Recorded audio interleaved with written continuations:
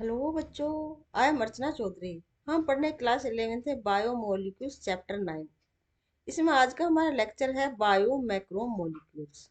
Bio मतलब living, being से संबंधित। मैक्रो मीन्स बड़े आकार के, और मोलिक्यूल्स मतलब मोलिक्यूल जो बड़े आकार के मोलिक्यूल्स हैं उसके बारे में आज हमें स्टडी करनी है। जब ट्राइक्लोरो एसिटिक एसिड में कोई भी लिविंग टिश्यू या लीफ फील को ग्राइंड करते हैं और ग्राइंड करने के बाद उसको छान लेते हैं, मतलब ग्राइंड किया और उसको छान लेते हैं किसमें, ट्राइक्लोरो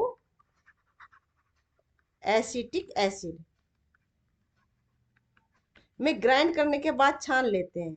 जो छन जाता है उसे कहते हैं फिल्ट्रेट, और जो नहीं छनता है उसे कहते हैं रिटेंटेंट। वो रह जाता है छलनी के ऊपर, वो होते हैं मैक्रोमोलिक्यूल्स। और मैक्रोमोलिक जैसे प्रोटीन है, न्यूक्लिक एसिड है, पॉलीसेकेराइड है एंड लिपिड है। जो लिपिड होता है ना, जो लिपिड होता है वो माइक्रो मॉलिक्यूल होता है, लेकिन वो नहीं छनता है क्योंकि वो एसिटिक एसिड में इनसोल्युबल होता है, उसमें घुलता नहीं है, इसलिए वो छनता नहीं है और चलने के ऊपर ही वो रह जाता है। लेकिन उसके जो फ्रैक्शंस हैं, जैसे प्रोटीन के फ्रैक्शन होते हैं amino acid, amino acid amino acid से बनता है ना प्रोटीन, तो वो छन जाता है, फिल्ट्रेशन में आ जाता है। न्यूक्लिक एसिड है, न्यूक्लिक एसिड न्यूक्लिक एसिड है, डीएनए, आरएनए, पॉलीसैकेराइड, पॉलीसैकेराइड ऊपर रह जाते हैं, लेकिन जो पॉलीसैकेराइड की यूनिट है ग्लूकोज है वो छन के नीचे आता है। लिपिड है, लिपिड है लिपिड बनता है फैटी एसिड प्लस ग्लिसरोल से, प्लस ग्लिसरोल से। क्योंकि जो फैटी एसिड है ना वो इनसोल्यूबल है एसिटिक एसिड में, इसलिए वो छनते नहीं है और ऊपर ही रिटेंटेंट में रह जाता है। There is one feature common to all those compound found in the acid, acid soluble pool. इसे कहते हैं एसिड सोलुबल पूल, है ना। जो मतलब घुलने के बाद में नीचे आ जाते हैं छन के फिल्ट्रेट में। They have molecular weight ranging from 18 to around 800 dalton approximately. Dalton क्या होता है? 1 dalton is equal to 1 hydrogen atom. मतलब जो एसिड पूल में है वो है माइक्रो मोलिक्यूल, और उनका जो अप्रोक्सीमेटली वेट होता है ना, वो 18 से 800 डोल्टन होता है, ठीक है। The acid insoluble fraction has only 4 types of organic compound: protein, nucleic acid, polysaccharide and lipid। ये होते हैं ऊपर, छलनी के ऊपर, जो छनते नहीं है उनको बोलते हैं मैक्रो मोलिक्यूल। वो प्रोटीन होते हैं, न्यूक्लिक एसिड होते हैं, पॉलीसेकेराइड और लिपिड होते हैं। लिपिड क्या, माइक्रो मोलिक्यूल है ना, लेकिन ये नहीं छनता है क्योंकि ये इंसोल्यूबल है एसिटिक एसिड में, ट्राइक्लोरो एसिटिक एसिड में। These classes of compound, with the exception of lipid, have molecular weight in the range of 10,000 Dalton and above.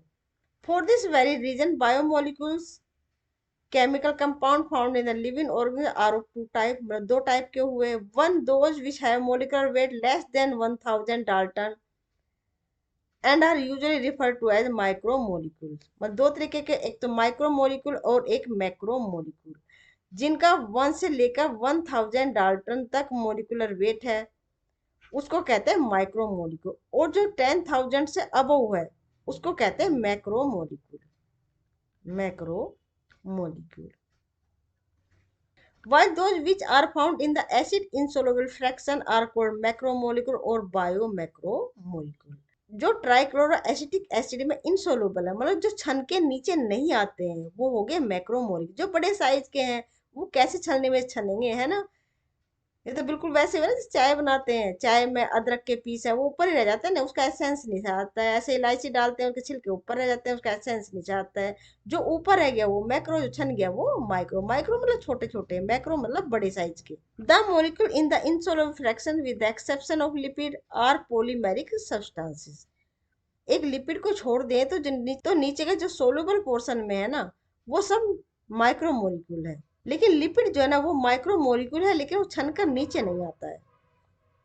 Then why do lipid whose molecular weight do not exceed 800 dalton, मतलब 800 Dalton से ज्यादा कभी भी जिसका molecular weight नहीं होता है, जबकि 1,000 डोल्टन तक जिसका भी मोलिकुलर वेट होता है वो माइक्रो मोलिक्यूल्स होते हैं, ठीक है ना। मतलब इसको छन के नीचे आ जाना चाहिए, लेकिन ऐसा नहीं है क्योंकि ये इनसोल्यूबल होते हैं। Macromolecular fraction, lipids are indeed small molecular weight compound and are present not only as such but also arranged into structure like cell membrane and other membrane। Cell membrane का हिस्सा होता है लिपिड। सेल मेम्ब्रेन लिपिड और protein की मिलकर बनी होती है ना। ऊपर प्रोटीन होती है और अंदर लिपिड की बाइलेयर होती है। लिपिड होती है ये प्रोटीन, ये सेल मेम्ब्रेन को बनाती है। When we grind a tissue, we are disrupting the cell membrane। जब हम ग्राइंड करते हैं ना, सेल मेम्ब्रेन टूट जाती है। Cell membrane and other membrane are broken into pieces and form vesicles which are not water soluble। तो ये जब टूट जाते हैं ना, पीस हो जाते हैं, तो वेसिकल से रूप में होते हैं जो कि वाटर में सोलूबल नहीं होते हैं, इनसोलूबल इन वाटर। इसीलिए जो है छलनी के ऊपर ही ये रह जाते हैं।